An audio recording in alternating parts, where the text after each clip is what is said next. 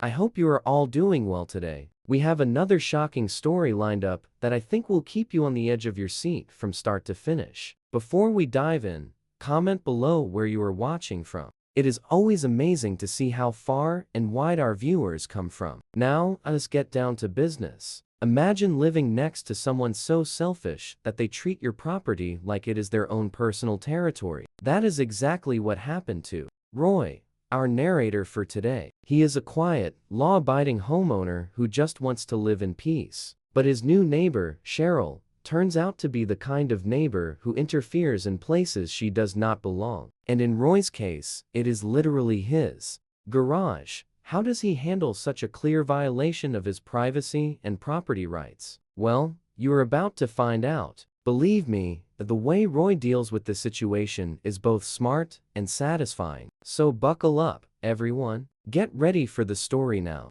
Let us step into Roy's shoes and hear exactly what happened from his side. A neighbor parked in my garage, so I sold it for scrap. My name is Roy. I am a software engineer by profession, and I have the benefit of working from home most days of the week. My job is demanding. At times, it can involve long stretches of coding, debugging, and virtual calls with clients. Because of that, I value a quiet environment. I am the type who prefers peace and calm, so I can focus on my projects. I am not a loner by any means, but I enjoy my personal space. A few years back, time really does fly. I bought my first home in a residential neighborhood. From the outside, it is a perfectly typical place. Rows of neat houses, trimmed lawns, families, walking dogs, kids playing ball in the street. The neighborhood is governed by a homeowner association, which maintains certain rules for how properties should look and operate. Admittedly, I was a bit nervous about the homeowner association aspect because I have heard the stories, strict rules, overbearing board members, and the occasional neighbor who uses the guidelines like a personal tool. But the house I found was too good to ignore. The price was right, the location was ideal, and it had a detached garage that I envisioned converting into the perfect office space. The garage conversion was a project I poured my heart into. I made sure every step was taken legally, proper permits, inspections, the whole process. When it was finished, it became my dream workspace. It is insulated, wired up for high-speed internet, and even has a mini fridge for those late nights or early mornings when I need coffee or a quick snack without walking back into the main house. Sure, I lost the garage for parking my car, but I still have a spacious driveway and a small carport on the side for protecting my vehicle if it rains. In this particular area, snow is rare, so I figured a fully enclosed garage was not a necessity for me. My original plan was to keep to myself,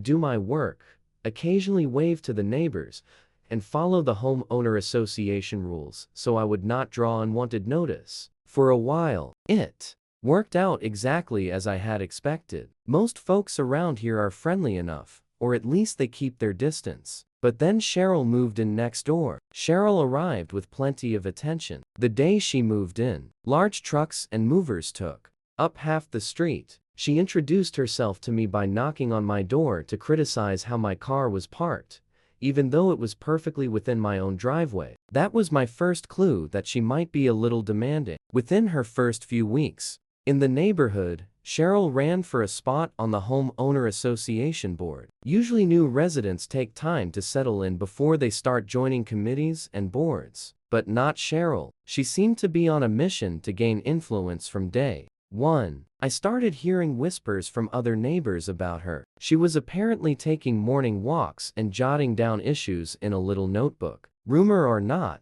it was not hard to believe. Once I got my first official violation letter, it read something about my succulent garden not being approved vegetation under homeowner association guidelines. I had carefully chosen succulents because they are low maintenance and drought resistant, and I had seen others in the neighborhood with similar plants. Still, received a formal warning. Then came another complaint. My garbage bin was left out too long after trash collection day. I am usually careful about rolling it back in, but sometimes work calls run late or I overlook for a few hours apparently. That was enough for a second notice. I tried to brush it off, figuring it was just Cheryl being overly strict. In reality, it started feeling less like simple rule enforcement and more like personal monitoring. I tried not to take it to heart after all. The homeowner association has to maintain the appearance of the neighborhood, and maybe Cheryl genuinely believed she was helping, but her tone was consistently strict, as if she was eager to find a reason to reprimand. Over the next few months,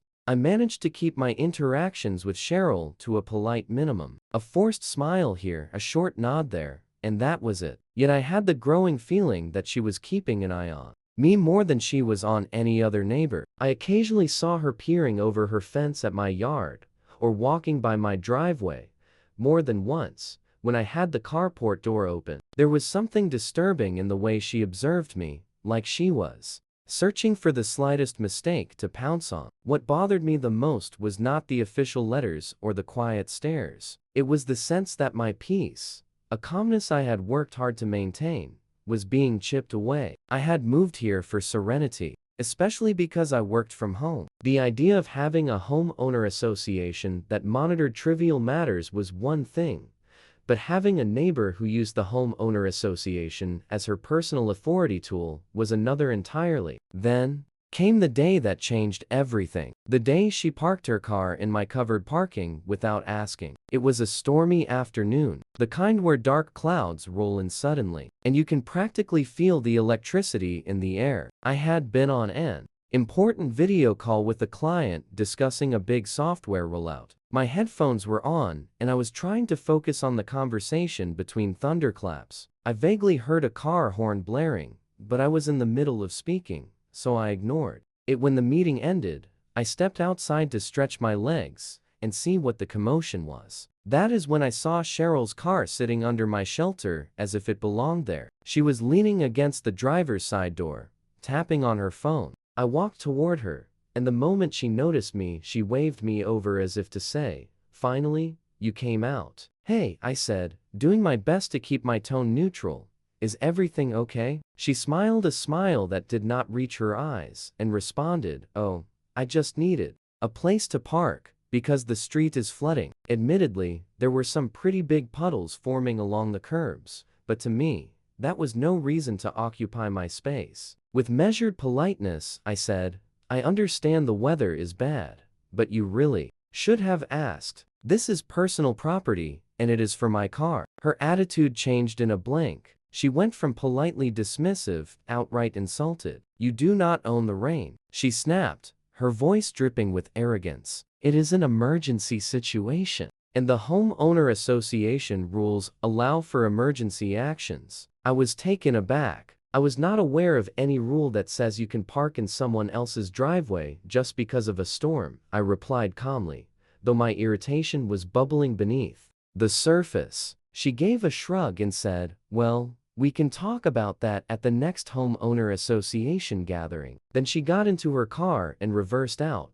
leaving me standing there in the rain, my heart pounding with anger. In the weeks that followed, a proposed new regulation spread among the homeowner association members, a rule forcing homeowners to share spaces during emergency weather conditions. The moment I saw it, I knew exactly who was behind the suggestion. It listed reasons like public protection, flood avoidance, and other legal-sounding phrases that seemed carefully crafted to justify someone's personal comfort. I voiced my objection via email, stating that while I understood the need for cooperation among neighbors during truly dire situations, this rule was too unclear and easily misused. My concern was obvious: it would give people like Cheryl full control to decide what constituted an urgent situation. But by then, Cheryl had already rallied a few supporters who believed it was a good neighborly decision. The rule passed by a narrow vote. That incident planted a seed of suspicion in me. If Cheryl had the nerve to park in my carport without asking and then manipulate the homeowner association rules to justify her actions, what else was she willing to do? A few weeks after the carport incident, I had to run errands and ended up working from a coffee shop downtown for most of the day. By the time I returned home, I noticed something was strange. The side door of my converted garage, my private office, was slightly open. My first thought was that I must have forgotten to lock it before I left. But that was unusual. I'm careful about home security. Cautiously, I approached and peeked inside. To my utter shock, there sat Cheryl's vehicle right there in my garage, next to my desk and computer setup. My heart sank in that moment. 1,000 questions bounced around my head. Had she forced her way in? Had I left the code unchanged from before? Or was something more serious going on? I found a small handwritten note taped to my office chair. It read, "Needed a place to park. The old code still worked. Hope you do." Not mine. No apology, no sense of guilt. Just an excuse. As if we were best friends sharing a garage. My mind raced. The old code had been something I had shared with Cheryl months earlier for a one-time inspection of a minor construction detail. She had asked to see how I had installed the new insulation because she was considering a similar project for her house. I had given her the keypad code because she had said she wanted to check it quickly while I was out. I changed the code right after that, or so I thought. Yet apparently she had either memorized or stored that code somewhere and noticed I had not updated it. I stood there, rage and disbelief swirling inside me. Who does that? The sense of intrusion was intense. This was my office. My personal workspace, not some communal area. She had no right, no permission, to just enter and park her car. I went outside and double-checked the keypad. Sure enough, the digital lock was still set to the old code. My memory must have failed me when I thought I had updated it immediately. I changed it then and there, punching in a new combination and testing it to make sure it worked. But first, I had to move her car. Given that her SUV was parked right in the center of my garage, I did not feel comfortable driving it. Instead, I waited. And sure enough, Cheryl came wandering over. About an hour later, wearing a casual smile like she was just dropping by a friend's house. "Hi Roy," she greeted, voice unnervingly cheerful. "Is something wrong? I noticed you changed the code." I stared at her, taking a slow breath to remain calm. "Yes, I did. I came home and found your car in my garage, again without my approval. This is a private space. You cannot just park here whenever you wish." She laughed. "Relax. No damage done, right?" The weather was looking bad, and I thought, better safe than sorry. She moved towards the driver's seat as if she expected me to simply wave it off. I stood my ground, "Cheryl. This is not a matter of weather or ease. You invaded my property. Do you understand that?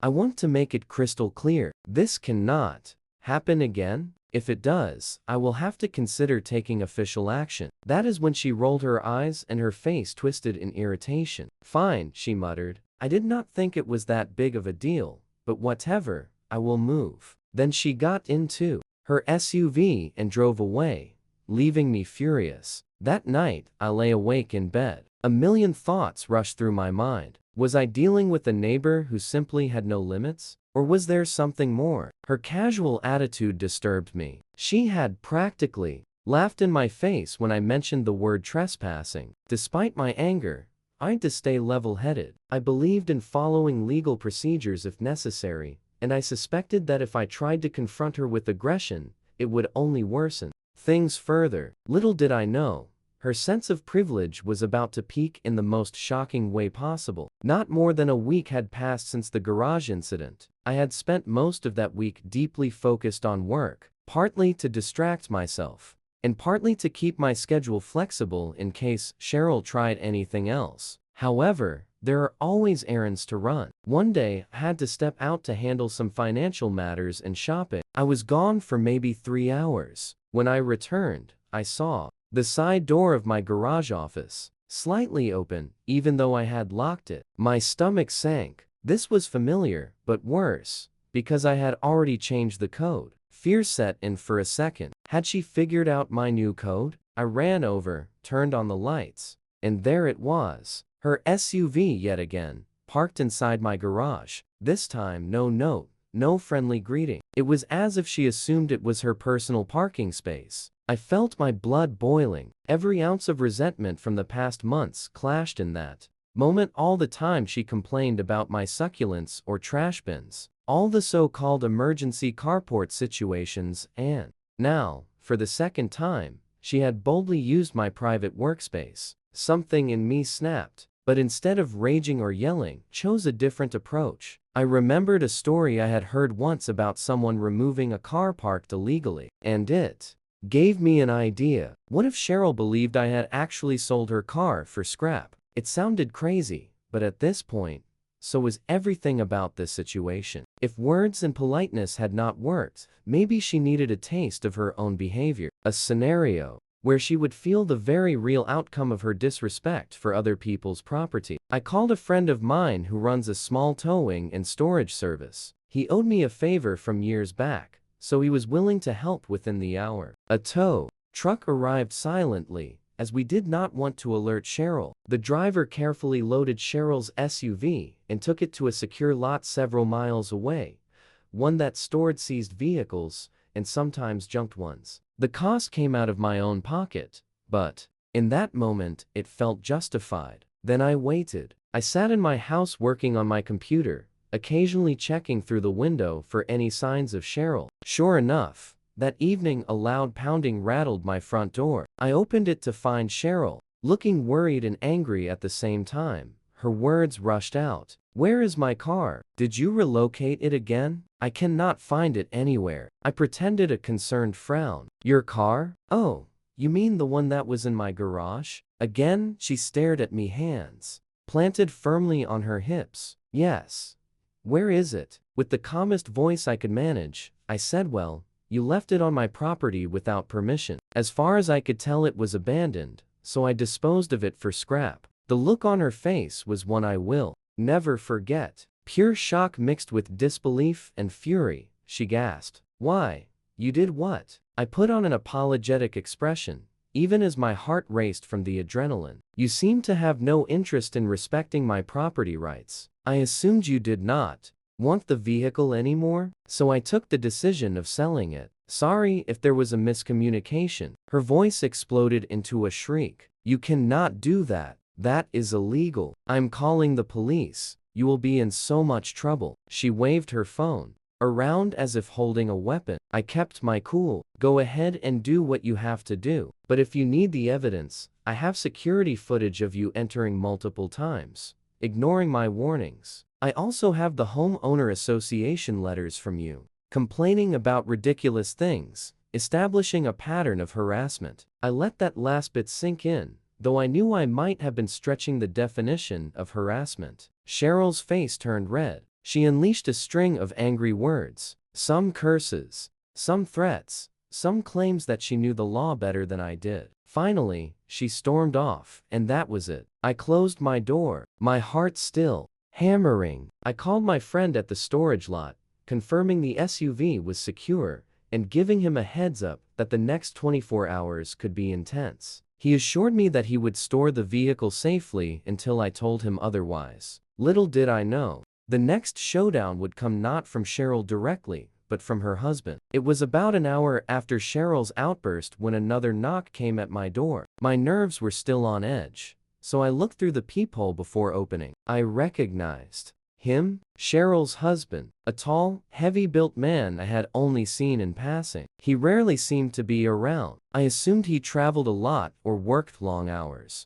I cautiously opened the door. Yes, he wasted no time. "Listen, you have messed with the wrong family," he snarled. His fists were clenched, and there was an unmistakable threat in his eyes. "Where is my wife's car?" I stood firmly on my porch, refusing to be bullied. "It is not on your property, and that is all you need to know right now. If you have got a complaint, maybe we should settle this legally, because I am done with these trespassing games." His cheeks puffed out in rage. "You think you can just take someone else's car? That is theft," he shouted, stepping forward as if to physically intimidate me. I did not flinch. I kept my posture straight, meeting his gaze with steady calm. "Your wife parked that car in my garage multiple times without permission," I said, my voice firm. "I warned her. She ignored me. She left it there again. So I made a decision to remove it." He let out a mocking laugh. "You are going to regret this. We will make sure of it." But there was something in his look, maybe a flicker of uncertainty, or a realization that they had pushed me too far, that suggested he knew Cheryl was wrong. Perhaps he understood that intimidation would not magically erase their problem or rewrite the fact that Cheryl had repeatedly violated my property. After a tense stare down that felt like ages, but was probably only seconds, he turned and left without another word.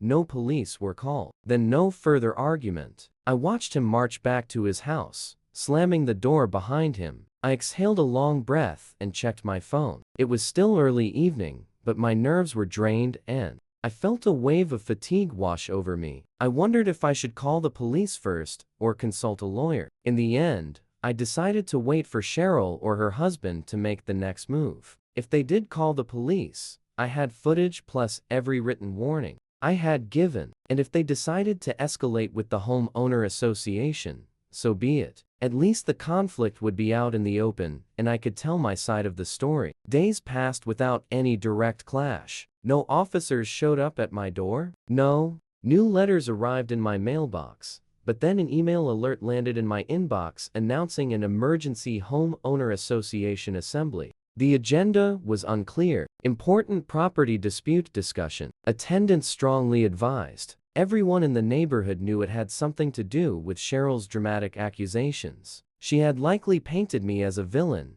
accusing me of stealing and harassment, and demanded immediate homeowner association involvement. For a moment, I considered not going. The whole ordeal felt petty and exhausting, but I knew I had to be there to defend myself and present the truth. So on a bright Thursday evening arrived at the homeowner association meeting hall. It is a modest space usually used for casual gatherings or official homeowner association business. This time it was crowded. Word had spread that something serious had gone down between me and Cheryl. The air hummed with curiosity and tension. I took a seat near the front, carrying a folder of documents, security footage, screenshots, printouts of my warnings to Cheryl, and copies of her trivial complaints about my succulents and trash bins. My lawyer, a calm person I had consulted earlier, joined me. He had come to ensure that if things got intense, or if legal threats were thrown my way,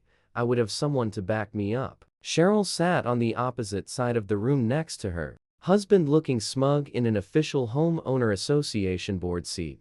Her arms were folded, her eyes glaring at me. Eventually, the board president called the meeting to order and after some preliminary announcements, opened the floor to address the alleged theft of Cheryl's SUV. Cheryl did not hesitate. She launched into a rant describing how I had cruelly and vindictively taken her vehicle and caused her emotional suffering. She pounded the table for emphasis and demanded the homeowner association punish me or impose severe penalties. She even had a couple of followers standing behind her, nodding along. Then it was my turn. I stepped up, feeling a wave of adrenaline, but keeping my voice steady. I have documented proof that Cheryl entered my property multiple times against my clear instructions. I also have an entire collection of notes and security camera footage showing that her SUV was parked in my private garage without permission. Not once, but twice. I held up the images taken from the security camera, a clear picture of her vehicle pulling into my garage, the date stamps visible. A whisper rippled through the room. Then I took a deep breath and turned to address the entire group. And as for selling her car for scrap, I paused for effect. I have a truth. I did not actually sell it. I had it removed and stored. But I wanted Cheryl to see what it feels like when someone else takes over your property without your consent. It was not theft. It was a lesson in what repeated trespassing can lead to. If someone ignores boundaries, you could have heard a pin drop for a moment. Cheryl looked triumphant, as if she had won by me admitting it was not actually sold. But the hush that followed told a different story. People realized exactly what I was pointing out. Cheryl had repeatedly crossed a legal and ethical boundary, and my reaction, while extreme, emphasized the seriousness of her actions. Then the board asked me to play a few short clips from my security camera. I agreed, showing Cheryl's SUV entering my garage in broad daylight. Another clip displayed her returning later to retrieve it, ignoring my written notes. The evidence was undeniable, and the board members exchanged glances, some outraged, some ashamed, on Cheryl's behalf. Cheryl's face turned pale. She tried to sputter out excuses. "I was just using it for an emergency." He said it was fine before he gave me the code, but none of it stood against the video evidence and my repeated explicit warnings. The final blow came when neighbors started sharing their own incidents. One recounted how Cheryl threatened them with a major fine for leaving a garden hose unrolled. Another, how she demanded they trim their bushes to a specific height on a whim. Several mentioned she had casually suggested that her friend on the board could make life difficult for anyone who refused to obey. The more people spoke, the more clear it became that Cheryl was a bully, using the homeowner association's rules as her personal weapon. The board president, who had been neutral until then, finally addressed Cheryl. "We appreciate your previous service on the homeowner association board, but this behavior is unacceptable. Our community policies are here to protect the neighborhood, not to be misused for personal revenge. Your actions, trespassing, intimidation, violate the very values we stand for." Cheryl sat there red-faced as an emergency vote was called to remove her from the board. Immediately passed with a landslide decision. She tried to argue that I had orchestrated a smear campaign, but the evidence was too damaging. Once the meeting concluded, the tension in the room hung heavy. I stayed behind to talk to a few neighbors who wanted more information. Many congratulated me for standing up for myself. Some, however, pulled me aside to voice their concern that my approach, pretending to sell her car, was risky. I acknowledged that it was a bold move, but one that I felt necessary. They nodded, understanding that I tried diplomacy first, to no result. In the days that followed, it was as if a barrier had broken. People who had been too timid to speak up about Cheryl's abuse began reporting old stories and unfair violations she had pinned on them. The homeowner association board, now free from her influence, promised a thorough review of its procedures to ensure no one else could exploit the system as Cheryl had. They also made it clear that real emergencies like serious flooding or natural disasters might warrant shared resources, but it would involve direct communication and formal guidelines, not random intrusions. Cheryl, on the other hand, kept a low profile. Her once frequent presence inspecting yards, peeking into windows, seemed to vanish overnight. I would see her husband come and go, but not her. Rumor had it she was putting the house on the market. Indeed, not long after, a for sale sign appeared in front of their property. A few neighbors said they saw prospective buyers viewing the place, but Cheryl never accompanied them. I guess she was ashamed, too embarrassed to face the people she had spent so long trying to control. A few weeks later, moving trucks arrived early in the morning. By midday, they were loaded and gone. I was in my garage office, finishing up some projects, when I heard a car door shut. I stepped out, partly from curiosity, partly from wanting closure. There was Cheryl standing by her car. She caught sight of me. For a moment we locked eyes. Then she looked down, a look of defeat, or perhaps remorse, flickering across her face. I gave a small nod, not in victory, but in acknowledgement that this chapter was ending. She climbed into her car, and just like that, she left. With Cheryl gone, the neighborhood atmosphere shifted. A weight had been lifted off everyone's shoulders. The homeowner association took steps to ensure fairness. No more unclear rules that one person could exploit. The new board even hosted a community gathering to promote a more neighborly spirit. I made sure to attend partly to set an example that despite everything, I was committed to maintaining a positive relationship with everyone else. As for my garage office, I had the keypad changed twice for good measure and added another layer of security with a motion sensor. My next door neighbors, the ones on the other side who had never given me any trouble, noticed the new system and asked if everything was okay. I told them a bit of the story, and they shook their heads in disbelief.